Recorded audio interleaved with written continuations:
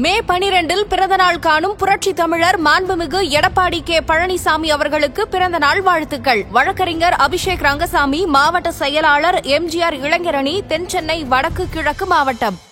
புரட்சி தலைவி அம்மா அவர்களின் நல்லாசியுடன் மே 12 பிறந்தநாள் காணும் புரட்சி தமிழர் எடப்பாடி கே பழனிசாமி பிறந்தநாளில் எல்லையை காக்கும் ராணுவ வீரர்களை வணங்குகிறோம். RS ராஜேஷ், அதிமுக வடசென்னை வடக்கு கிழக்கு மாவட்ட கழக செயலாளர்.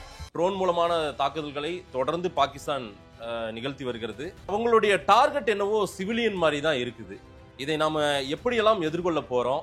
ஒட்டுமொத்த தேசமும் ஒன்றாக கூடியிருக்கிறோம். இந்த விஷயத்துல நம்ம எப்படி எதிர்கொள்ள போறோம்? பாகிஸ்தான் மீதான தாக்குதலை முதல் கட்டம் தீவிரவாதிகள் மீது தாக்குதல், இரண்டாவது ராணுவ தளங்கள் மீது தாக்குதல் நடத்தும் பொழுது பொதுமக்கள் யாராவது பாதிக்கப்படலாம். இதுதான் வார்த்தை. இது நீங்க மீறி போனீங்க அப்படின்னு சொன்னா அது வந்து வார் கிரைம். இப்ப பாகிஸ்தான் பண்றது வார் கிரைம்.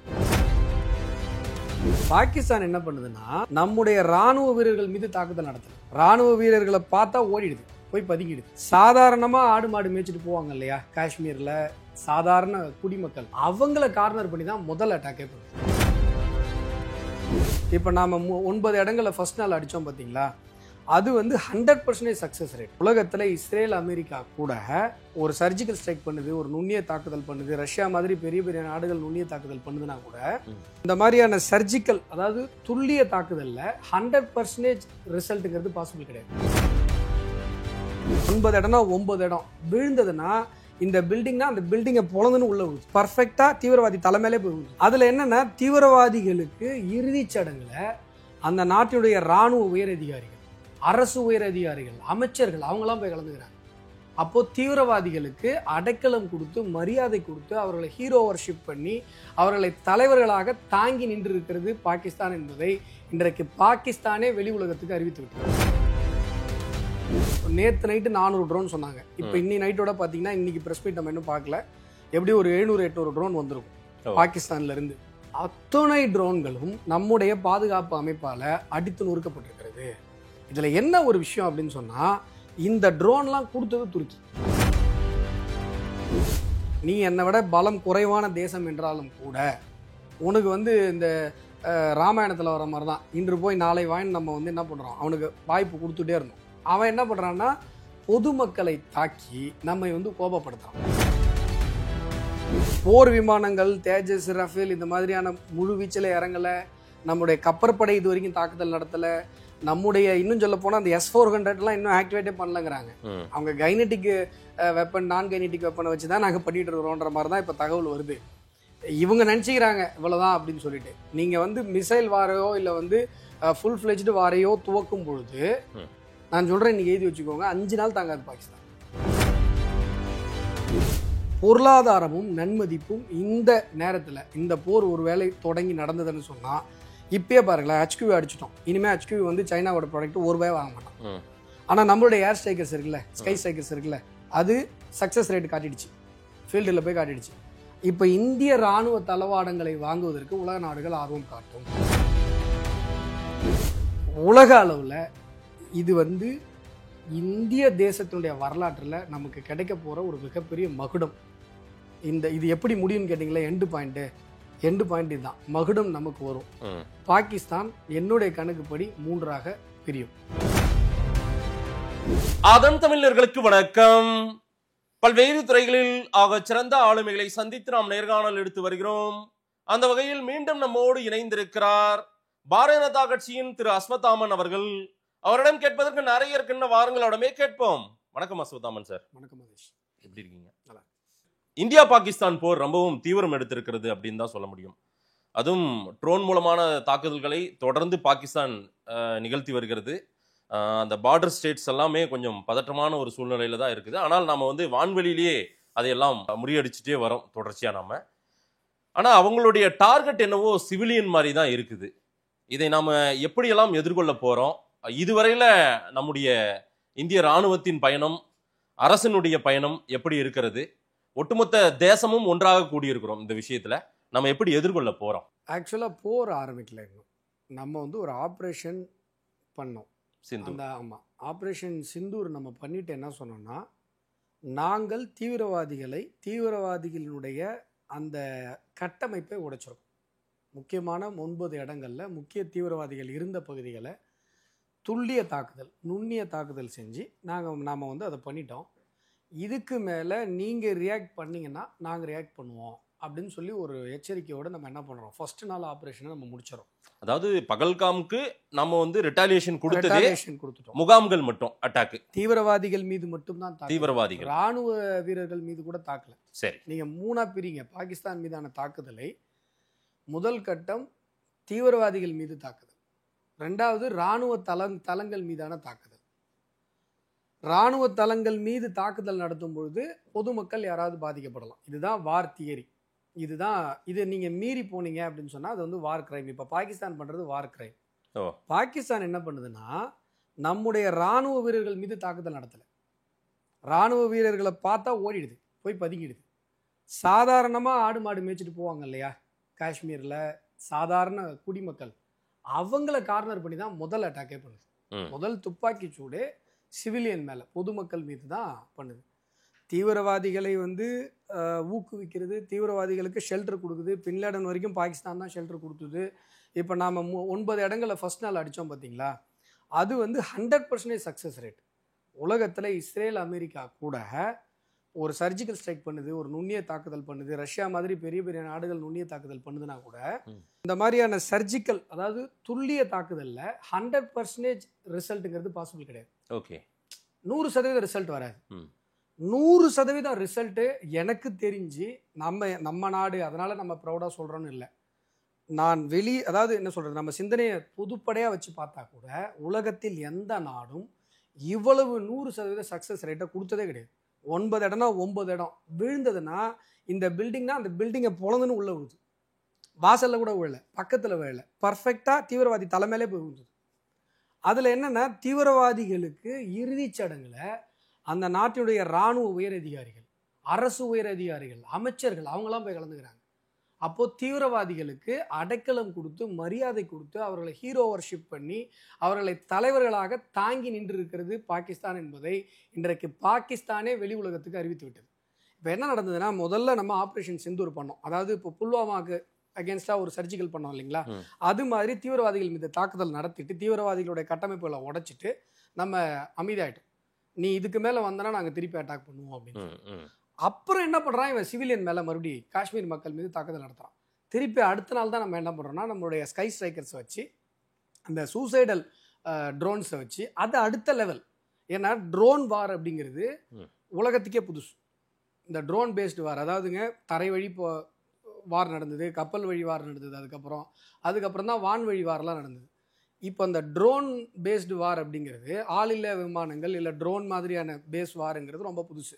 நாம் அனுப்பிச்சது வந்து, மறுபடியும் சொல்கிறேன், செகண்ட் அட்டாக்கு பாகிஸ்தான் இராணுவ தளங்கள். ஆமாம், பாகிஸ்தானுடைய ஜென்ரல் இன்ஃப்ராஸ்ட்ரக்சர்ஸை தாக்கலை, பாகிஸ்தானுடைய பொதுமக்கள் குடியிருப்பு பகுதிகள் பக்கத்தில் கூட போகலை. இப்போ வரைக்கும் பாகிஸ்தான்லேருந்து ஏதாவது ஃபோட்டோ வந்திருக்கா, யாராவது பொதுமக்கள் இறந்தாங்க? கிடையாது.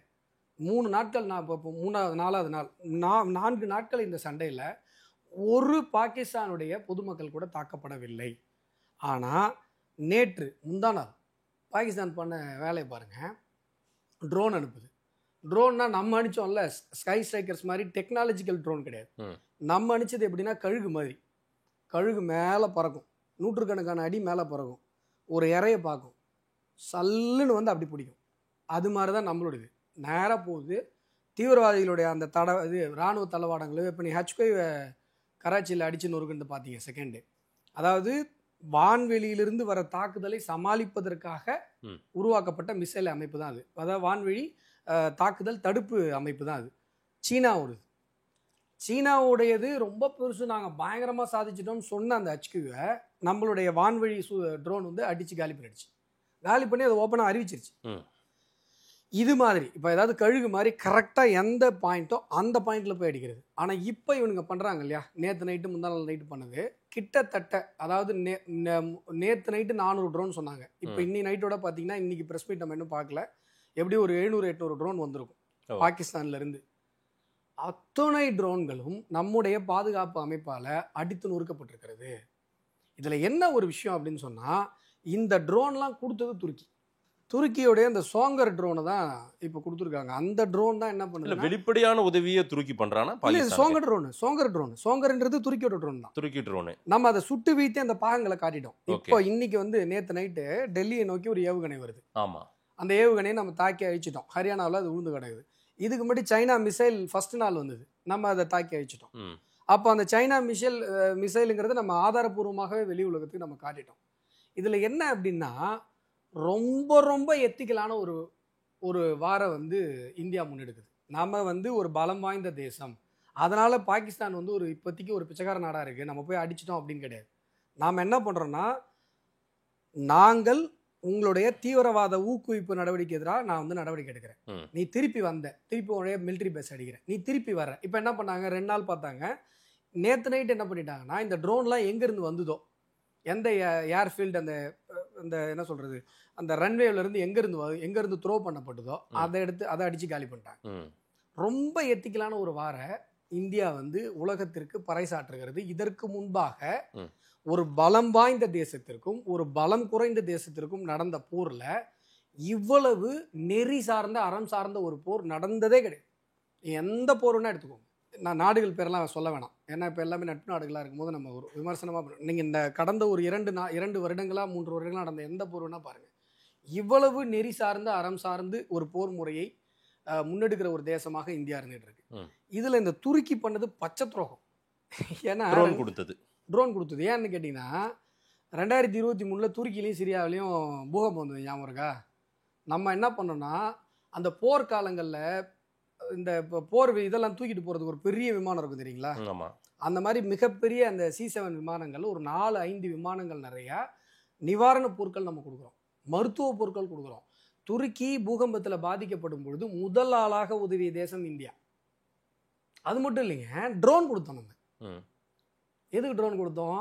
இந்த பூகம்பத்தில் கட்டட இடிபாடுகளுக்கெல்லாம் மாட்டிட்டு இருப்பான்ல மக்கள், அவங்கள காப்பாற்று கண்டறிஞ்சு சொல்கிறதுக்காக நம்ம தமிழ்நாட்டில் உருவான ட்ரோன்ஸ் தான் கொடுத்தோம். அந்த ட்ரோன்ஸ் வந்து மருத்துவ பொருட்களை கொண்டு போய் கொடுத்துச்சு, உணவுப் பொருட்களை கொண்டு போய் மக்களுக்கு கொடுத்துச்சு. இன்றைக்கி அதே மாதிரி ஒரு பெரிய போர் விமானத்தை துருக்கி கொடுக்குறான் பாகிஸ்தானுக்கு, அதே மாதிரி ட்ரோனை கொடுக்குறான். இதில் என்ன அரசியல் இருக்குது? இது எதுக்காக நிற்கிறான் பாகிஸ்தான் பக்கம்? உலக நாடுகளே எந்த நாடுகளும் அவனுக்கு வந்து ஆதரவாகவும் நிற்கல, எதிராகவும் நிற்கல, 2 பேருமே சமாதானமாக இருந்துட்டு போங்க அப்படின்னு தான் எல்லாரும் பொதுவாக பேசிட்டார், சீனா முதற்கொண்டு. ஆனால் இவன் மட்டும் ஹெல்ப் பண்ணுறான். அதுவும் இந்தியாவுக்கு எதிராக இந்த மாதிரி கேவலமான ஒரு செயல். துருக்கி வந்து இவ்வளவு கேவலமாக நடந்திருக்க கூடாது. ஏன்னு கேட்டால், நாம் செய்த உதவியினுடைய நன்றியின் ஈரம் கூட இன்னும் காயலை. 2023 பூகம்பம் வந்து அந்த நாடு கையிறு நிலையில் நின்ற போது நாம் வந்து நம்முடைய தேசிய பேரிடர் மீட்பு குழுவை அனுப்பி அங்கே ஆயிரக்கணக்கான மக்களை மீட்டு கொடுத்தது இந்திய தேசம். நாம் இங்கேருந்து டாக்டர்ஸ் அனுப்பிச்சோம், நர்ஸ் அனுப்பிச்சோம், சிரியாவுக்கு அனுப்பிச்சோம், துருக்கிக்கு அனுப்பிச்சோம், நம்ம ட்ரோன்ஸ் அனுப்பிச்சு நான் சொன்ன மாதிரி உதவி கொடுத்தோம். இவன் என்ன பண்ணுறான், அதே டைப் ட்ரோன் தான். இப்போ இவங்க பாகிஸ்தான்லேருந்து 400-500 ட்ரோன் வருதுன்னா அது ஒன்றும் பெரிய டெக்னாலஜி கிடையாது. நான் சொன்னல, நம்மளது வந்து கழுகு மாதிரி, இது கொசு மாதிரி. இது வந்து கழுகு வந்து என்ன பண்ணும், மேலே உயரத்தை வந்து கரெக்டாக அந்த துல்லியமாக எது இறையோ அதை தாக்கும். இது எப்படின்னா, இப்போ அவனே வீடியோ போட்டிருந்தான். ஆக்சுவலாக ஒரு 1.5 வருஷத்துக்கு முன்னாடி இந்த சோங்கர் ட்ரோன் வந்து அவன் இன்ட்ரடியூஸ் பண்ணான். அப்போ வந்து நாங்கள் இந்த மாதிரி ஒரு ட்ரோனை வந்து வார்ஃபீல்டுக்காக அறிமுகப்படுத்திருக்கோம்னு சொல்லி துருக்கி வந்து விளம்பரங்கள் போட்டான். அது இப்போ கூட நீங்கள் பார்த்தீங்கன்னா சமூக வலைதளம் யூடியூப்பில் இருக்கும். அது உள்ள என்ன சொல்கிறான்னா, இப்போ வந்து மறைஞ்சிருந்து தாக்குறாங்கன்னு வைங்களேன், தரை வழி போரில், தரை வழி சண்டையில் அந்த பக்கம் மறைஞ்சிருந்து தாக்குறாங்கன்னா, இந்த ட்ரோன் என்ன பண்ணுன்னா போய் அங்கே மறைந்திருக்கிற போர் வீரர்களை கண்டுபிடிச்சி சுடும். உயிர் சேதம் இல்லாமல் அந்த வாரை வந்து நாங்கள் ஒன் ஸ்டெப் அகடாக அந்த தரை வழி போருக்கு பயன்படுத்துவதற்காக இந்த ட்ரோன்களை நாங்கள் தயாரிச்சிருக்கிறோம். இப்போ நம்ம ஊர்லெல்லாம் 10 லட்ச ரூபாய்க்கு ட்ரோன் வாங்கி இது பண்ணுவாங்க தெரியுமா, மருந்து அடிப்பாங்கல்ல, பார்த்துறீங்களா? தெரியும், அது பாட்டுக்கு அடிச்சிட்டு இருக்கோம். அதே மருந்தடிக்கிற ட்ரோன் தான். அதில் என்னன்னா ஒரு ரோபோட்டிக் ஆம் ஒன்று இருக்கும், அதில் மிஷின் கன்னோ இன்ஸ்டெட் ஆஃப் தட் அந்த கையெறி குண்டுனா 6 குண்டு போடலாம், மிஷின் கன்னா அந்த மிஷினில் ஒரு லைன் எவ்வளோ இருக்கோ அதை கொடுக்கலாம். அதை கொடுத்துட்டு அதை என்ன பண்ணால் போகும். இது ரேடியஸ் மட்டும் 10 கிலோமீட்டர், அவ்வளோதான் வித்தியாசம். இதுவுமே ரேட் என்ன, ஒரு 10 லட்சம் 20 லட்சம், அவ்வளோதான் இது ரேட்டு. இவன் என்ன பண்ணுறான்னா, இந்த கொசுக்களை கொண்டு வந்து கொடுத்துட்றான் எண்ணிக்கையில் ரொம்ப அதிகமாக. பாகிஸ்தான் ஏன் அதை த்ரோ பண்ணுறான் அப்படின்னா, இப்போ வந்து ஒரு குறிப்பிட்ட ஒரு விமானத்தளமோ இல்லை ஒரு குறிப்பிட்ட சென்சிட்டிவ் பார்ட்டோ, இப்போ சென்னை முழுசும் ட்ரில் நடந்தது. எங்கே நடந்தது? கல்பாக்கம் பக்கத்தில் நடந்தது, எண்ணூரில் போர்ட்டில் நடந்தது. இதுதான் சென்சிட்டிவ் பார்ட். ஆமாம். இப்போ ஒரு குடியிருப்பு பகுதிகளில் எந்த தேசமும் தாக்காது. பாகிஸ்தான் மாதிரி கேவலமான கேடுகட்ட தேசம் மட்டும்தான் குடியிருப்பு பகுதியில் தாக்கும். இப்போ துருக்கி வந்து என்ன சொன்னிச்சு, தரை வழி போர் நடவடிக்கைகளில் ஒரு முன்னெடுப்புக்காக, ஒரு ஸ்டெப் அஹெடுக்காக இந்த ட்ரோனை தயாரிச்சிருக்குன்னு சொல்லுது. இப்போ துருக்கியும் பாகிஸ்தானும் சேர்ந்து என்ன பண்ணுதுன்னா, இரவு நேரங்களில் காஷ்மீரில், குஜராத்தில், ராஜஸ்தான் பகுதிகளில் இந்த ட்ரோனை எங்கே அனுப்புதுன்னா குடியிருப்பு பகுதியில், ஓட்டு வீட்டுக்கு மேலே சாதாரணமாக ஒருத்தவங்க இருப்பான்ல, அவ இப்போ இதில் வந்து பார்த்தீங்கன்னா இதில் ராஜஸ்தானில் நினைக்கிறேன் கார் பார்க்கிங்கில் விழுந்தது. ஆமாம். இப்போ இதில் வந்து பார்த்தீங்கன்னா ஒரு ஓட்டு வீட்டில் விழுந்துருக்கு. இதெல்லாமே வந்து பார்த்தீங்கன்னா 700-800 ட்ரோனில் 1-2 அந்த கிரானைட்டை உள்ளே போட்டுருச்சு. இல்லை அப்படின்னா ட்ரோனை சுட்டுருப்போம், அதில் வெடிக்காத கிரானைட் இருக்கும்ல, நான் சொன்னேன் இல்லையா 6 கிரானைட் இருக்குன்னு, அது கீழே விழுந்து வெடிச்சிடும். இது என்னன்னா இவங்க என்ன பண்ணுறாங்கன்னா கொசு எய்ம் பண்ணி கடிக்காது, கழுகு எய்ம் பண்ணி யாராவது கொசு என்ன பண்ணோம், நீங்கள் உட்காந்துருப்பீங்க ஏமாந்த நேரம் இங்கே கொய் நீங்கள் கடிக்க இங்கே கடிக்கும், அது மாதிரி தான் இந்த கொசு தொல்லை பண்ணுதே ஒழிய இது எதுக்காக பண்ணுறாங்க அப்படின்னு சொன்னால், நம்மளுடைய அந்த டூம் இருக்குல்ல, இப்போ இஸ்ரேல்லாம் அயன் டூம்னு சொன்னாங்க, நம்ம டூம் வந்து அயன் டூம்னு நம்ம சொல்லலையே ஒழிய நம்ம அயனோட பெரிய டூம் வச்சுருந்துருக்கோன்றது இப்போ தான் உலகத்துக்கு தெரியுது. இத்தனை numbers of drone, missile, aircraft, நீங்கள் கிட்டத்தட்ட இப்போ எண்ணிக்கை 7 போர் விமானங்களை நம்ம சுட்டு வீழ்த்திருக்கோம் இது வரைக்கும். நேற்று நைட்டு எத்தனைன்னு தெரியல, என்னோட கணக்குப்படி ஒரு 6-7 போர் விமானங்களை நம்ம சுட்டு வீழ்த்திட்டோம். ஒரு மிசைல் கூட உள்ளே வர முடியல. நிறைய பேர் அணுகுண்டு போட்டுருவாங்கலாம் சொல்லிட்டு சுற்றிட்டு நான் பார்த்தீங்களா, நான் அப்பயே சொன்னேன் அணுகுண்டு போகணுன்னா அந்த செட்டப் இருக்கணும். ஃபர்ஸ்ட் ஆஃப் ஆல் சேட்டலைட் வேணும் அணுகுண்டு போடுறதுக்கு. நீ அணுகுண்டு போடணும்னு நினச்சாலே உன் சேட்டலைட்டை நம்ம காலி பண்ணுறோம். பாகிஸ்தானுக்கு சேட்டலைட் இருக்குது, ஒரு 4-5 சேட்டலைட் இருக்குன்னு நினைக்கிறேன் என்னுடைய கணக்குப்படி. அந்த சேட்டலைட்டை நம்ம காலி பண்ணுறோம். எந்த சேட்டலைட்டை வச்சு இவன் ஏவு வாங்குறது வரைக்கும் நமக்கு தெரியும். சரி, அவன் நம்ம சேட்டலைட்டை காலி பண்ண மாட்டானா? அவன்கிட்ட அந்த டெக்னாலஜி கிடையாது. இல்லை, இப்போது ஒரு 4-5 வருஷத்துக்கு முன்னாடி நான் அதை அந்த நேரத்திலவே ரொம்ப பெருமையாக பதிவிட்டிருந்தேன், பல இடங்களில் பேசியிருந்தேன். சேட்டலைட்டை தாக்கி அழிக்கிற ஏவுகணை உலகத்தில் 4 தேசங்களில் மட்டும்தான் இருக்குது. அதில் ஒரு தேசம் இந்திய தேசம். இப்போ சேட்டலைட்டை தாக்கிட்டுனா அவனுக்கு உள்ள எந்த சிக்னலுமே இருக்காது, எந்த மிசைலுமே அந்த பக்கம் வர முடியாது. இதெல்லாம் வார் ஆரம்பித்ததுக்கு பிறகு இந்தியாவை பொறுத்தவரை இந்தியா போரை விரும்பவில்லை. நீ என்னை விட பலம் குறைவான தேசம் என்றாலும் கூட உனக்கு வந்து இந்த ராமாயணத்தில் வர மாதிரி தான், இன்று போய் நாளை வாயின் நம்ம வந்து என்ன பண்ணுறோம், அவனுக்கு வாய்ப்பு கொடுத்துட்டே இருந்தோம். அவன் என்ன பண்ணுறான்னா பொதுமக்களை தாக்கி நம்மை வந்து கோபப்படுத்துறான். வடிவேலு வாடா சண்டைக்கு வாடான்னு போய் அடி வாங்குவான்ல, அதான் காலைல நான் கூட இந்த ஃபோட்டோ போட்டிருந்தேன், வா சண்டைக்கு வா நீ வேணா பேசு, அந்த மாதிரி அவன் வரான். இப்போ பொதுமக்களை தாக்கும் பொழுது, அப்பாவி பொதுமக்களை தாக்கும் பொழுது எந்த தேசத்துக்கும் கோபம் வரும்.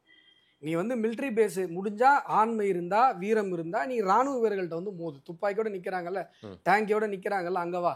நீ வந்து என்ன பண்ணுறன்னா அந்த பீரங்கிகளை எடுத்துட்டு வந்து எல்லை பகுதியிலேருந்து குடியிருப்பு பக்கத்தில் அடியா. இது மாதிரி கேவலமாக எந்த நாடும் செய்யாது. பீரங்கி எங்கே அடிப்பாங்க? வார் ஃபீல்டில். இன்னொரு நான் என்ன கேட்குறேன், எங்கேருந்து இந்த தைரியம் வருது பாகிஸ்தானுக்கு? ஏன்னா பாகிஸ்தானுடைய பலம் என்னன்றது அவங்களுக்கே தெரியும்.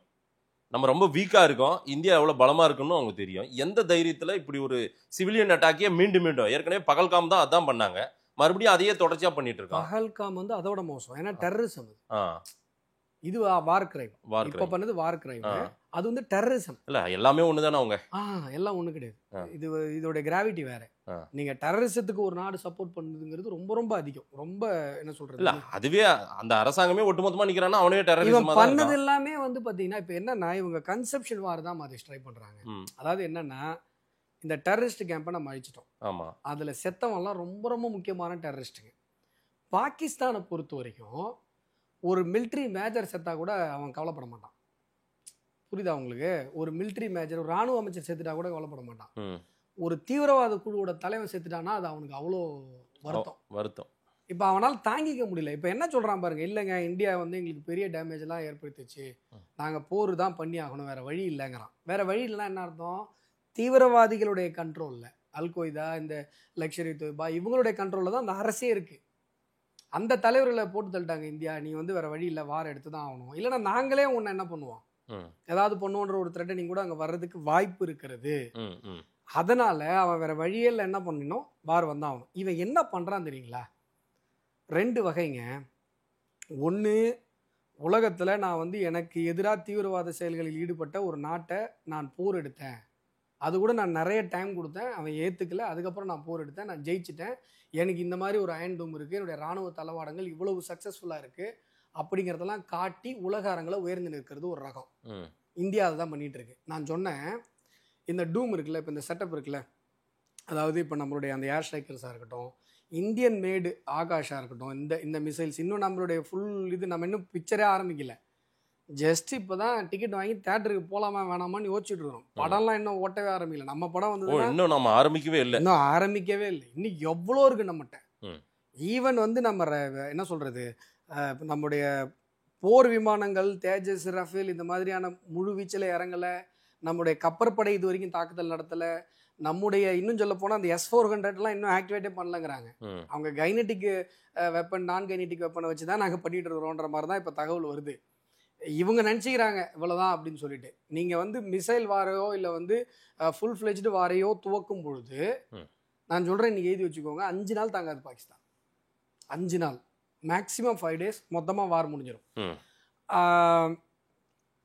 இப்போ ரஷ்யா உக்ரைன் வாரில் வந்து உக்ரைனுக்கு அமெரிக்கா சப்போர்ட் பண்ணது மாதிரி வேற ஏதாவது ஒரு பெரிய நாடு பாகிஸ்தானுக்கு சப்போர்ட் பண்ணால் அந்த போர் என்ன ஆகும், ஒரு மாதம் 1.5 மாதம் நீடிக்கும். ஆனால் இறுதி வெற்றி இந்தியாவுக்கு தான் கிடைக்கும். ஆனால் இதைத்தான் இன்றைக்கு பாகிஸ்தான் விரும்புகிறது.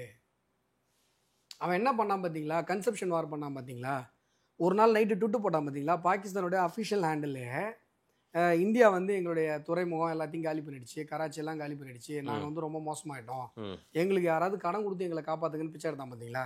ஆமாம், ஞாபகம் இருக்கா? அது அவங்களோட ட்விட்டர்லன்னும் மறுப்பு ஏதோ அடுத்த நாள் ஒரு 24 hours அந்த கன்செப்ஷனை ஓட விட்டுட்டு, ஒரு ரவுண்டு ஓட விட்டுட்டு, அது என்னன்னா இஸ்லாமிக் கண்ட்ரிஸ்க்குலாம் அப்பீல், ஐயோ ஒரு முஸ்லீம் கண்ட்ரி இந்த மாதிரி பிச்சை எடுக்குது அப்படின்னு ஒரு அப்பீல் கிரியேட் பண்ணிட்டு அடுத்த நாள் இல்லை யாரோ ஹேக் பண்ணி போயா உன் அக்கௌண்ட்டை வேற எவனோ, நீ தான் ஹேக் பண்றதுல பெரிய ஆளு, உன்னுடைய வாரே சோசியல் மீடியா பேஸ் பண்ணி தான். ஃபர்ஸ்ட் நாள் 5 போர் விமானங்களை தான் அழிச்சதா சொன்னாங்களா பாகிஸ்தானு. பாகிஸ்தானுடைய ராணுவ அமைச்சரை வச்சுக்கிட்டு ஒரு வெளிநாட்டு ஊடகம் வந்து சோசியல் மீடியாவில் வந்தது. அது எந்த social media? Indian social media. அது ஹிந்து பத்திரிகைலாம் போட்டாங்க. அவங்களாம் உண்மையிலே வெக்கப்படணும். ஏன்னா அந்த பாகிஸ்தான் வெளியுறவுத்துறை அமைச்சர் யாரை மென்ஷன் பண்றாருன்னா இவங்கள தான் மென்ஷன் பண்றாரு. அப்ப பாகிஸ்தான்ல இருந்தே அதிகாரப்பூர்வமா வெளிவராத ஒரு செய்தியை இவங்க அதிகாரப்பூர்வமா இப்ப வெளியிட்டு இருக்காங்க. இந்த கன்செப்ஷன் வாருக்காக தான் இந்த வேலையெல்லாம் பண்றது. இந்த மாதிரி ஒரு நாள் பிச்சை எடுத்தாங்களா, இப்ப IMFல இருந்து 1 பில்லியன் வாங்கிட்டாங்களா, அவங்க ப்ரோக்ராம் சக்சஸ் தானே. ஏன் அதை நாம கொடுக்க வேண்டாம்னு நம்ம பெரிய அளவில் அப்போஸ் பண்ணியிருக்கோம். இது வந்துங்க நல்லா புரிஞ்சுக்கோங்க, இந்திய தேசத்தின் மீதான காழ்ப்புணர்ச்சி கொண்ட தேசங்கள் பண்ற வேலை தான் இது. பாகிஸ்தான் பின்னாடி அப்படி யார் யார் இருக்கிறதா நீங்க நினைக்கிறீங்க? இல்ல எனக்கு தெரிஞ்சு இல்லைங்க, திரைமறைவில் பாகிஸ்தானுக்கு இப்போ உதவி செஞ்சுட்டு இருக்கிறது ஒண்ணு துருக்கி சொல்றீங்க. துருக்கி வந்து நேரடியாவே பண்றான். அதோட உதவியை நம்ம நேரடியா நிரூபிச்சிட்டோம். அவன் மறைமுகமா நிழல் மூலமா தான் பண்ணா. நாம என்ன பண்ணோம், அந்த ட்ரோனை காட்டி நம்ம வந்து நிரூபிச்சிட்டோம் அவன் தான் கொடுத்தான்ட்டு. ஆமா, இப்போ வரைக்கும் இதுல வந்து சீனாவுடைய கை இருக்குன்னு எல்லாருமே சந்தேகப்படுறாங்க. உலக அரசியல் நிபுணர்கள் அத்தனை பேருமே சந்தேகப்படுறாங்க. ஆனா சீனா வந்து இந்த வாரில் டைரக்ட் ஃப்ரண்ட்டுக்கு வரவே வராது. ஏன் வராது அப்படின்னு சொன்னா, எல்லாரும் என்ன சொல்றாங்கன்னா, சீனா வந்துச்சுன்னா அமெரிக்கா வந்துடும், அதனால சீனா வராதுங்கிறாங்க. கிடையாது, சீனா வராது. இந்தியாவுக்கு எதிராக சீனா வரவே வராது. ஏன் வராது அப்படின்னு சொன்னா, டோக்லாம் இஷ்யூவில் நம்ம அடிச்ச அடி மரண அடி. நம்ம சைடில் 25 பேர் செத்தாங்க, அவங்க சைடில் 130 பேர் செத்தாங்க.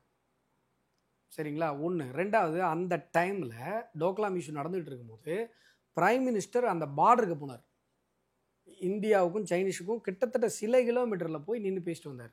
அது ஒரு பெரிய ஸ்ட்ராட்டஜிக்கல் மூவ். அது அதாவது நாங்கள் எவ்வளவு சேஃபாக இருக்கோம், எங்களுடைய டூம் எவ்வளோ சேஃபாக இருக்குது, எங்களுடைய இராணுவம் எவ்வளோ சேஃபாக இருந்தால் அந்த நேரத்தில் வார்ஃபீல்டுக்கு வந்து பிரைம் மினிஸ்டர் வருவார் அப்படிங்கிறது ஒரு பெரிய மெசேஜ்.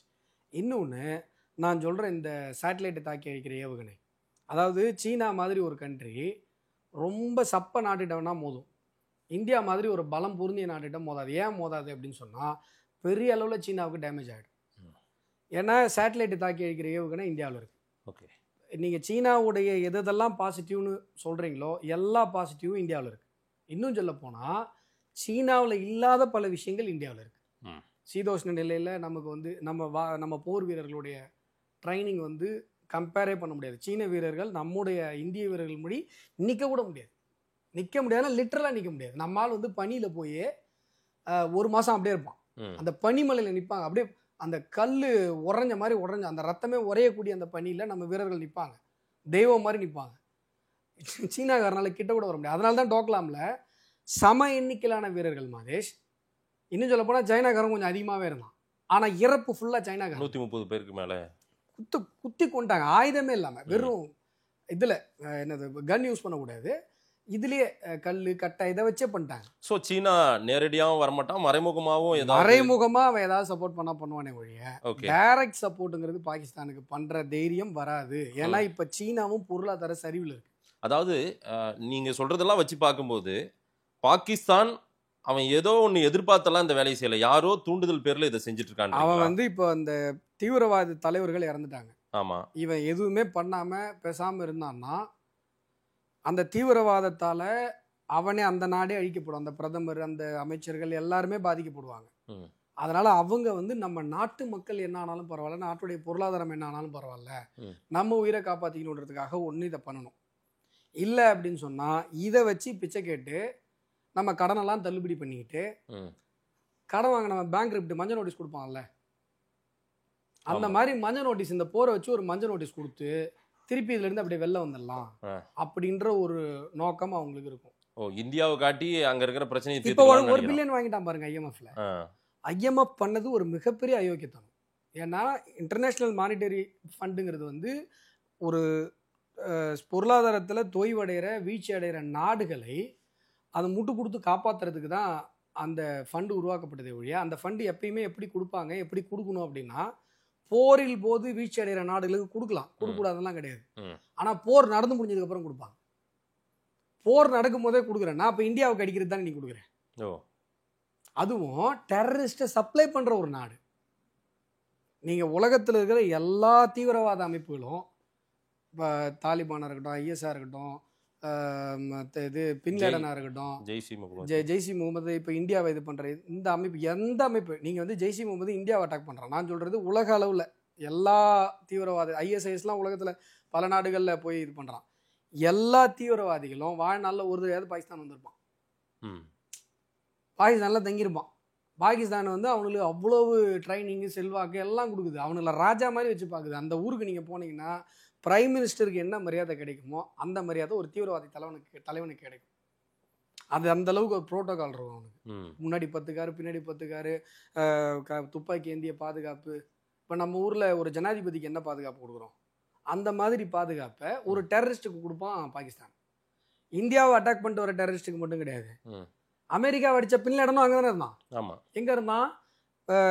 இராணுவ உயரதிகாரிகள் தங்கி இருக்கிற ஹை செக்யூரிட்டி ஜோன்ல இருந்தான். தீவிரவாதிகளை உருவாக்கும் ஒரு ஃபேக்டரியா நடத்தினுக்கிறான் வச்சுன்னு. அவனை ஏன் உலக நாடுகள் இப்போ இந்த விஷயத்துல உலக நாடுகள்ல எந்த நாடுமே பெரிய நாடுகள் சப்போர்ட் பண்ணல. இல்ல, இதுக்கு ஒரு தீர்வு காணும்னா உட்காந்து பேசணுன்ற மாதிரி தான் சொல்றாங்க. அவன் சிவிலியன் அட்டாக்கை தான் தொடர்ச்சியா பண்ணணும்னு அவனுடைய திட்டமா இருக்குது. நேற்று இரவு கூட பல இடங்கள்ல வீடுகள் மேலெல்லாம் அந்த ட்ரோன் மூலமா தாக்குதல் நடத்துறதுக்கு முற்பட்டிருக்காங்க. சில இடங்கள்ல போட்டதை நம்ம மக்கள் பாதிக்கப்பட்டிருக்காங்க. ஆமா, அது பார்த்தீங்கன்னா கிட்டத்தட்ட ஒரு 1000 ட்ரோன்ல ஒரு 4-5 இந்த மாதிரி வந்திருக்கு. மற்றதெல்லாம் நம்ம அடிச்சு காலி. ஏன் நம்ம எச்சரிக்கை தொடர்ச்சியாக தான் கொடுத்துருக்கோம். இப்போ வரைக்கும் மிஸ்ட்ரி எச்சரிக்கை தான் சொல்றாரு. மீண்டும் மீண்டும் எங்களை சீண்டி பார்க்குறீங்க அப்படின்ற எச்சரிக்கை தான் கொடுக்குறோம். ஏன் நம்ம ஒரு ஃபுல் ஃப்ளெட்ஜ்டு வாராவே போக முடியாதா? இது ஒரு நல்ல கேள்வி மதேஷ். இப்போ நீங்க இந்த பக்கம் இப்போ நம்ம ஊர்ல தமிழ்நாட்டில் சில பேர் பேசிட்டு இருக்காங்க. இல்லைங்க, நம்ம இழப்புகள் பெரிதா ஆயிடக்கூடாது.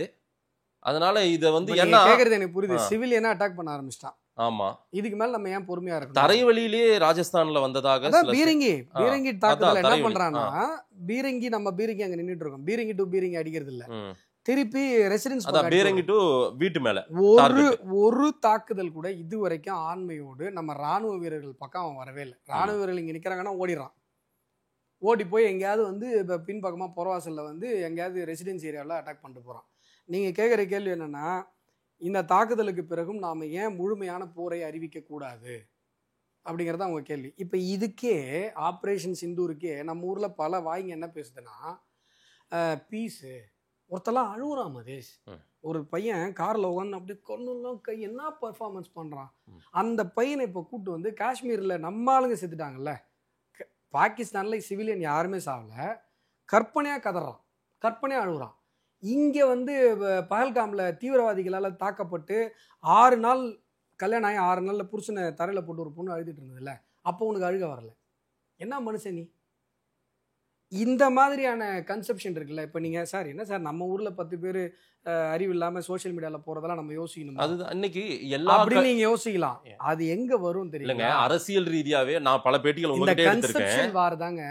சொல்லுங்க. இல்ல, அரசியல் ரீதியா நான் உங்ககிட்ட பல பேட்டிகள் எடுத்திருக்கேன். எதிர்க்கட்சிகள் அத்தனையுமே பிஜேபி எது செஞ்சாலுமே தப்புன்னு தான் சொல்லும். ஆமாவா? இந்த விஷயத்துல தேசத்துக்காக எல்லாருமே ஒண்ணா நிக்கிறோம். ஐயா ஸ்டாலின் இன்னைக்கு பேரணி போறாங்க. ஆமாவா? அதை உண்மையிலே ராணுவத்துக்கு. ஆமா, அதை உண்மையிலே ஸ்டாலின் அவர்களுடைய செயலை நான் பாராட்டுறேன். நானும் ஃபர்ஸ்ட் டைம் பாராட்டுறேன் அவருடைய செயலை. பட் எல்லா கட்சிகளும் அப்படி பண்ணல. இல்ல, இதே திமுக ராகுல் காந்தி, மல்லிகார்ஜுன கார்கே, இதே ராகுல் என்ன தெரியுமா பண்ணாரு? நம்ம வீட்டு கல்யாணத்தெல்லாம் நம்ம பசங்க ட்ரோன்ல வீடியோ எடுப்பாங்க தெரியுங்களா? DJI drone. சொல்லுங்க. அந்த ட்ரோனை கையில வச்சுக்கிட்டு அதுக்கு விளம்பரம் பண்ணிட்டு இருக்காரு. பாத்தீங்களா அந்த வீடியோவை? ராகுல் வீடியோ பார்க்கல? நான் பாத்துங்க. இல்லைங்க, அந்த ட்ரோனுக்கு விளம்பரம் பண்ணாருங்க. அந்த ட்ரோனை கையில் வச்சு பாருங்க, இது உள்ள என்னென்னமோ பார்ட்ஸ்லாம் இருக்கு, இதெல்லாம் என்னன்னே இந்தியாவுக்கு தெரியாது, இது சீனாவுடைய தயாரிப்பு அப்படின்னு சொல்லி அதுக்கு விளம்பரம் பண்ணிட்டு இருந்தாரு. ஆக்சுவலாக என்னன்னா, நம்ம ஸ்கை ஸ்ட்ரைக்கர்ஸ் இருக்குல்ல, பெங்களூரில் நம்ம தயாரிச்சது, அதுடைய கால் தூசு துரும்பு கூட வராது. அது கல்யாணத்தில் வீடியோ எடுக்கிற ட்ரோனு. அதை வச்சு நீ விளம்பரம் பண்ணிட்டு இருந்தாரு. இது வெளில வந்து நாங்கள் வந்து காங்கிரஸ் வந்து போருக்கு ஆதரவாக, அவங்க மூஞ்சிலாம் ஏன் அப்படி இருக்குது? ஒரு ஒரு ஒரு யார் மூஞ்சில ஏதோ சுடுகாடு மாதிரி. இதெல்லாம் சந்தேக பார்வையா அரசியல் பார்வையே வேண்டாம். டிஎஸ்கலேட் போட்டாங்க கம்யூனிஸ்ட். தப்பு தானே? டிஎஸ்கலேட் பாகிஸ்தானுக்கு போடணும். அவன் தான் வர்றான், அவன் தான் வந்து அந்த வடிவேலு காமெடியில் வர மாதிரி வா சண்டைக்கு வாடா அப்படின்றான். அவன்கிட்ட டிஎஸ்கலேட் சொல்லணும், நம்மகிட்ட டிஎஸ்கலேட் சொன்னால் அப்போ நம்ம வந்து அடிப்பா நம்ம மூடிட்டு பேசாமல் இருக்கணுமா? எதுக்கு கம்யூனிஸ்ட் டிஎஸ்கலேட் போட்டுச்சு? இப்போ இதுவே அதுல ஒரு சில பார்வை, ஒரு சிலருடைய பார்வை என்னன்னா, முதலமைச்சர் இல்ல மிகப்பெரிய பேரிழப்பை நாம எதிர்கொண்டு கூடாதுன்றதுக்காக பேசுறதா. இவங்க சொன்ன தியரி எதுவுமே இப்ப லாஜிக்கா நடக்கலையே. நீங்க பொருளாதார வீழ்ச்சி நடக்கும்னு சொன்னீங்க. ஆனா இன்னைக்கு நான் சொல்றேன், இந்த போருக்கு பிறகு இந்திய தேசத்தினுடைய பொருளாதாரம் மிகப்பெரிய அளவில் வளரும். எப்படி வளரும்? இப்போ HQ இருக்குல்ல, சீனாவுடைய HQ மிசைல் தடுப்பு அமைப்புங்க. அது என்ன பண்ணுன்னா, ஒரு செட்டப் இருக்கும் மதேஷ், அதாவது ரேடார் ஒன்று இருக்கும். அந்த ரேடார் வந்து சர்வே பண்ணிகிட்டே இருக்கும். ஒரு ஒரு ஒரு குறிப்பிட்ட நம்பர்ஸ் ஆஃப் மிசைல்ஸ் வந்து அந்த வாகனத்தில் அடுக்கி வைக்கப்பட்டிருக்கும். அதை என்ன பண்ணுன்னா, ஆட்டோமேட்டிக்காக ரேடார் பண்ணி எங்கே வந்து ஃப்ளைட் வருதோ அங்கே உள்ள விட்டு அடிக்கும். இது நான் HQ வந்து நான் தயாரிச்சிட்டேன், இது உலகத்தில் இதுதான் சூப்பரு அப்படிலாம் சொல்லிட்டு இருந்தது. எங்கேயுமே சோதனை பண்ணி பார்க்கல. எப்பயுமே ஒரு ஆயுதங்களுடைய சோதனையை போரில் தான் பார்க்க முடியும். ஏன்னா நாம் என்ன பண்ணுவோம்னா, நம்ம நாட்டில் சோதனை பண்ணுறது நம்மளே விடுவோம், நம்மளே அடிப்போம். அது வந்து சோதனை, இந்த மாதிரி வார் ஃபீல்டில் தான் சோதனை பண்ணி பார்க்க முடியும். இப்போ துருக்கிக்காரன் என்ன தெரியுமா பண்ணுவான்? இந்த கொசு இருக்குல்ல, கொசு ட்ரோனு, அதெல்லாம் விற்று தள்ளுவான். ஒருவேளை நம்ம அட்டாக் பண்ணாமல் இருந்தா நம்ம எல்லாத்தையும் பூசிக்கிட்டோம், இனிமேல் அதையும் அவனால மார்க்கெட் பண்ண முடியாது. போச்சு, முடிஞ்சுது. 400-500 சோளமுத்தா போச்சா அப்படிங்கிற மாதிரி. இவங்க என்ன அதுலேயும் உள்ளுக்குள்ள ஒரு தந்திரம் மதேஷ். நீங்கள் நினைக்கிற மாதிரி இந்த ட்ரோன்லாம் ஒன்றும் சும்மா விடலை. நம்மளுடைய மிசைல் செட்டப்பை வந்து ஆழம் பார்க்குறான். குரங்கு வந்து ஆழம் பார்க்கறதுக்கு குட்டி விட்டு ஆழம் பார்க்கல. அவன் என்ன பண்ணுறான்னா, எதெல்லாம் நமக்கு வந்து அதாவது எந்தெந்த இடத்துலலாம் மிசைல் வந்து ஸ்ட்ராங்காக வந்து அடிக்குது, எந்தெந்த இடத்தெல்லாம் வந்து கொஞ்சம் வீக் பாயிண்ட் இருக்குன்னு இப்போயே நோட் பண்ணி வச்சுப்பான், அல்காரிதம் போட்டு வச்சுப்பான். இப்போ என்னன்னா, அவனால் அல்காரிதமே போட முடியல. நமக்கு வந்து இவன் ட்ரோன் எங்கேருந்து கிளம்பி எடுத்துகிட்டு வரான்ற வரைக்கும் கண்டுபிடிச்சி போட்டு தள்ளிட்டான். இப்போ நேற்று நைட்டு எந்த ஃபீல்டுல இருந்து ட்ரோன் எழும்புதோ அந்த ஃபீல்டை கண்டுபிடிச்சி அங்கே ஒரு குண்டு போட்டோம். ஆனால் நம்மளுடைய அல்காரிதம் இப்போ வரைக்கும் பாகிஸ்தானை அடித்து சொல்கிறேன், எந்த செட்டப் வச்சு இத்தனை நூற்றுக்கான கிட்டத்தட்ட இப்போ 1000கணக்கான இந்த ட்ரோனு, மிசைலு, ஏர்கிராஃப்ட் எல்லாத்தையும் அடித்து துவம்சம் பண்ணி நொறுக்குச்சுங்கிறத இன்புட்டே பாகிஸ்தான்கிட்ட கிடையாது. இதுதான் இந்தியன் மிலிட்டரியோட வெற்றி. நடுவில் ஒரு நியூஸ் வந்தது பார்த்தீங்களா? ஏங்க நான் சொல்கிறது, நம்ம பண்ணுற அந்த வார் நடவடிக்கைலாம் யாரும் லைவ்லாம் போடாதீங்க, வீடியோஸ்லாம் வந்து மீடியாஸில் ஸ்ப்ரெட் பண்ணாது. இதுக்கு தான். ஏன்னா இதை வச்சு அவன் கண்டுபிடிச்சிடக்கூடாது, ஏதாவது ஒரு சின்ன துரும்பு கிடைச்சிடக்கூடாது அப்படின்னு சொல்லி இப்போ வரைக்கும் நார்மலாக ஒரு கஸ்டமரி வெப்பனை வச்சு பண்ணாங்களா, இல்லை இதுக்குன்னு இந்தியா வேற ஏதாவது இந்த S-400 மாதிரி இல்லாமல் வேற ஏதாவது ரெடி பண்ணியிருக்கா, எதை வச்சு தடுத்ததுன்னு தெரியல. இவனால வீக் ஸ்பாட்டே பாயிண்ட் அவுட் பண்ண முடியல. இப்போ குழம்பி போயிருக்கிறான். இப்போ வந்து ஏர் பேஸ்லேருந்து இந்தியாவை தாக்குறது சாத்தியம் இல்லைன்றத பாகிஸ்தானுக்கு பின்னாடி இருக்கிற இந்த ஃப்ராடு கூட்டமைப்பெல்லாம் கண்டுபிடிச்சிருக்கும். இது வரைக்குமே ஏர் பேஸ் தான் ஃபுல்லாவே. இது வரைக்கும் வார்னம், அதாவது பாகிஸ்தான் போரை தொடங்கி விட்டது. நல்லா புரிஞ்சுக்கோங்க, பாகிஸ்தான் போரை தொடங்கி, அதுல வந்து ஏர் பேஸ் ஃபுல்லா ஃபெயிலியர். ஆனா இந்தியா இதுவரை போரை தொடங்கவில்லை. நம்ம இது வரைக்குமே போரே தொடங்கலன்னு தான் நம்ம பண்ணது ஆபரேஷன் தான். இப்போ வரைக்கும் ஆபரேஷன் சிந்தூர் தான் போயிட்டு இருக்கே வழிய நாம ஒரு வேளை வார்னு டிக்ளேர் பண்ணா மறுபடியும் சொல்றேன் அதிகபட்சம் 7 நாள் பாகிஸ்தான் சரண்டர் ஆயிடும். பலுசிஸ்தான் தனியா வந்துடும், பாகிஸ்தான் ஆக்குபைடு காஷ்மீர் இந்தியா கிட்ட வந்துடும். அந்த சோ கால்டு பஞ்சாப் மாகாணம் இருக்கு இல்லையா, அதுவும் அந்த ஆப்கானிஸ்தான் பக்கத்துல இருக்கிற அந்த ஏரியாவும் தான் பாகிஸ்தானாக அறியப்படும். என்ன செய்யலாம் இதோட பாகிஸ்தானுடைய இந்த சண்டை விஷயத்துல, இந்த போர் விஷயத்துல இன்னும் போர் தொடங்கல, நம்ம சிந்தூர் ஆபரேஷன் தான் போயிட்டு இருக்குது. இதுல எந்தெந்த விஷயங்கள் எல்லாம் இப்ப நம்ம வந்து இந்தியா ஒரு அமைதிக்கான சாதகமான நிலையை கொண்டு வரணும்னா என்னென்னலாம் பண்ணிக்கலாம்? பிஓகேவை நம்ம கொண்டு வந்திருக்கணும். நம்ம அது நம்மளுதுதான், என்னைக்கு இருந்தாலும் நம்மளுதுதான். நம்ம இந்த தடவை ஒரு போர் அறிவிக்கப்பட்டது அப்படின்னு சொன்னா ஆட்டோமேட்டிக்கா பாகிஸ்தான் ஆக்குபைடு காஷ்மீர் இந்தியா பக்கத்துல முழுமையாக வந்து சேர்ந்து விடும். அதுல எந்த டவுட்டுமே கிடையாது. இப்ப என்ன நடந்துட்டு இருக்கு அப்படின்னா, ஒரு சின்ன குழந்தை, அதாவது மீன்ஸ் ஒரு 6ஆம் கிளாஸ் 7ஆம் கிளாஸ் பையன் ரொம்ப சேட்டப் பண்ணிட்டான், நீங்க அடிச்சிடுறீங்க. அடிச்சதுக்கு அப்புறம் அவன் என்ன பண்றான், பலங்கொண்ட மட்டும் உங்க கையில குத்துறான். இப்படி ஆம்ஸ்ல குத்தினே இருக்கான், நீங்க பாத்துட்டே இருக்கீங்க, டே சும்மாறான்னு சொல்லிட்டே இருக்கிறீங்க. அவன் குத்திக்கிட்டே இருக்கிறான். அவன் தன்னுடைய முழு பலத்துல குத்திட்டு இருக்கான். நமக்கு தான் அது கொசு கடிச்ச மாதிரி இருக்கு, நம்ம பார்த்துட்டு இருக்கோம் சரி அப்படின்னு சொல்லி. இப்போ வந்து அந்த பையன் வந்து சின்ன பையனாவே இருந்தாலும் அளவுக்கு மீறி அவன் போகும்போது நம்ம என்ன பண்ணி ஆகணும், அட்டாக் பண்ண திரும்பி செவிலில் ஒன்று வச்சு தான் ஆகணும். இப்போ அதுதான் நடக்க போகுது. அதாவது என்னன்னா, நாம இப்போ வரைக்கும் போற ஆரம்பிக்கல, நம்ம இப்போ வரைக்கும் ஆப்ரேஷன் தான் பண்ணோம். ஆப்ரேஷன் சிந்தூர் மட்டும் தான் கண்டினியூ ஆயிட்டு இருக்கு. அவன் தான் ஃபுல் ஃபிளெஜ்டு போர் எடுத்துட்டு வரான். அவன்கிட்ட என்னென்னலாம் இருக்கோ எல்லாத்தையும் ஷோ பண்றான். அவன் வந்து டிமாரலைஸ் ஆயிட்டான். இதை வச்சு எங்கெங்கெல்லாம் பிச்சை கேட்கலாம் அப்படின்னு சொல்லி போறான். IMF பண்ணது மிகப்பெரிய தப்பு. ஒரு ஏன்னா IMFங்கிறது யாரோ இவங்க இந்த IMFல ஒரு 10 பேர் இருக்காங்க, அவங்க அப்பா மூட்டு காசு கிடையாது. எல்லா நாடுகளுடைய பங்கு தொகையும் அதுல தூக்கி தீவிரவாத செயல்களுக்கு ஆதரவு அளிக்கிற ஒரு தேசத்துக்கு கொடுக்கறதுங்கிறது மகா கேவலமான கேடுகட்ட ஒரு செயல். இவங்க என்ன பண்றாங்கன்னா, இந்திய தேசத்துடைய வளர்ச்சி பிடிக்காம இது மாதிரியான கீழ்த்தரமான வேலையெல்லாம் பண்றாங்க. இப்போ இப்படி பண்ணும்போது என்ன ஆகும்னா, உலக நாடுகளுக்கு ஐநா சபை மீது IMF மீது இந்த மாதிரியான அமைப்புகள் மீது என்ன ஆகும், நம்பிக்கை இல்லாம போயிடும். நாளைக்கு யார் தான் இந்த எத்திக்ஸ் எல்லாம், யாருக்காக நீங்க கவலைப்படுவீங்க? எத்திக்ஸ் எதுக்காக கவலைப்படுறீங்க? இப்போ இவன் வந்து ஒரு பயணிகள் விமானத்தை பறக்க விட்டான் பார்த்தீங்களா பாகிஸ்தானு, எதுக்கு பண்ணாத? இவன் ட்ரோனு கிட்டத்தட்ட 400 ட்ரோன் அப்போ அனுப்பிட்டான். நம்ம ட்ரோனை சுட்டுட்டு இருக்கோம். அப்போ பாகிஸ்தானுடைய, அதுவும் இந்தியன் பார்டருக்கு பக்கத்தில் ஒரு விமானம் பறக்குது. ரேடார் என்ன நினைக்கும், ஒரு மிகப்பெரிய போர் விமானம் வருதுன்னு நினைச்சு ரேடார் என்ன பண்ணும், அடிச்சு காலி பண்ணுறோம். அங்கே பாகிஸ்தான் பயணிகள் இருப்பாங்க உள்ள, வேணும்னே அவர்களை காவு கொடுத்து உலக அரங்கில் நம்ம இந்தியாவினுடைய நன்மதிப்பை குறைக்க வேண்டும். அதையும் நம்ம ஆளுங்க என்ன பண்ணிட்டாங்க, ஸ்பெசிஃபிக்காக ஐடென்டிஃபை பண்ணிட்டாங்க. இப்போ அதுதான் அவனுக்கு ஒரே குழப்பமா இருக்கு. சோ கால்டு இந்த ரேடார், இந்த டூம் சிஸ்டம்லாம் இருந்ததுன்னா அந்த பயணியர் விமானத்தை ஆட்டோமேட்டிக்காக அடிச்சிருக்கும். இவங்க அதுலேயும் சர்ஜிக்கல் ஸ்ட்ரைக் பண்ணுறாங்க. அதாவது டூம்லேயே சர்ஜிக்கல் பண்ணுது. டூம்ன்றது வந்து சர்ஜிக்கல்லாம் கிடையாது. அதை பொறுத்த வரைக்கும் சின்ன ட்ரோன் வந்தாலும் ஒன்று தான், மிசைல் வந்தாலும் ஒன்று தான், போர் விமானம் வந்தாலும் ஒன்று தான். ஆனால் இதில் என்ன நடக்குதுன்னா, இதுலேயே ஸ்பெசிஃபிக் பண்ணி இது அடிக்குது. என்ன மாதிரியான சிஸ்டத்தை இந்தியா மேக் பண்ணுதுன்னு புரியாமல் மண்டை குழம்பி அவன் உட்காந்துருக்கான். ஒன்று. ரெண்டாவது, நான் முன்னாடி ஒரு லாஜிக் ஒன்று சொன்னேன். பொருளாதாரமும் நன்மதிப்பும் இந்த நேரத்தில் இந்த போர் ஒரு வேளை தொடங்கி நடந்ததுன்னு சொன்னால், இப்பயே பாருங்களேன், HQ அடிச்சிட்டோம். இனிமேல் HQ வந்து சைனாவோட ப்ராடக்ட் ₹1 வாங்க மாட்டான். ஆனால் நம்மளுடைய ஏர் ஸ்ட்ரைக்கர்ஸ் இருக்குல்ல, ஸ்கை ஸ்ட்ரைக்கர்ஸ் இருக்குல்ல, அது சக்ஸஸ் ரேட் காட்டிடுச்சு, ஃபீல்டில் போய் காட்டிடுச்சு. இப்போ இந்திய இராணுவ தளவாடங்களை வாங்குவதற்கு உலக நாடுகள் ஆர்வம் காட்டும். ஏங்க அதில் என்னங்க, ஏங்க இப்போ ஆயுத மார்க்கெட்டுங்கிறதாங்க உலகத்தில் பெரிய மார்க்கெட்டு.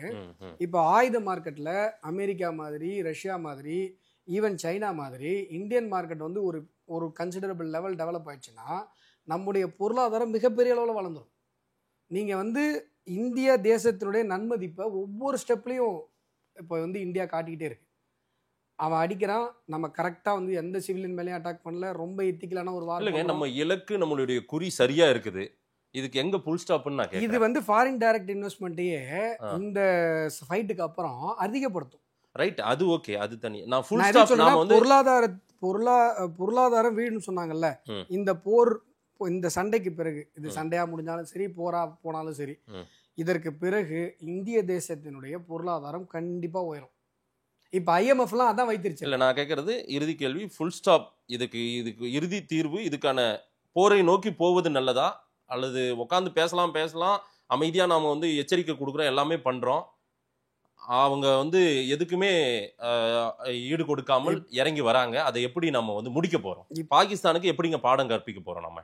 இப்போ வரைக்கும் டீஎஸ்கலேட் பண்றதுக்கான எந்த வேலையும் பாகிஸ்தான் பண்ணல. மறுபடியும் எஸ்கலேட் தான் பண்ணிட்டு இருக்காங்க. ஆனா இந்தியா ரொம்ப பொறுமையாக நிதானமாக தன்னுடைய போரை, அதான் அந்த சின்ன பையன் குத்தினே இருக்கான், திடீர்னு சின்ன பையன் டக்குன்னு கண்ணில் குத்திட்டான்னு வைங்களேன், சென்சிட்டிவ் பார்ட்டில் என்ன பண்ணுவோம், நம்ம திரும்பி பலார்னு ஒரு அப்ப அறையும்.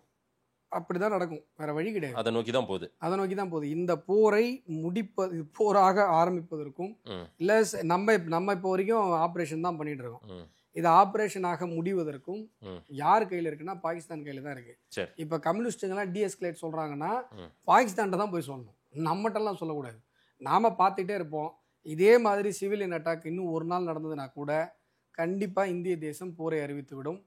போரை அறிவித்தது அப்படின்னு சொன்னா இன்றைக்கு இந்திய தேசம் இருக்கிற அந்த பெருமதிப்புல எந்த நாடும், இப்ப கூட துருக்கி கூட டைரக்டா சப்போர்ட் பண்ணல, மறைமுகமா தான் அந்த ட்ரோன்லாம் கொடுத்து அனுப்புறான். எந்த நாடும் இந்தியாவிற்கு எதிராக டைரக்டா பாகிஸ்தானுக்கு சப்போர்ட் பண்ணாது.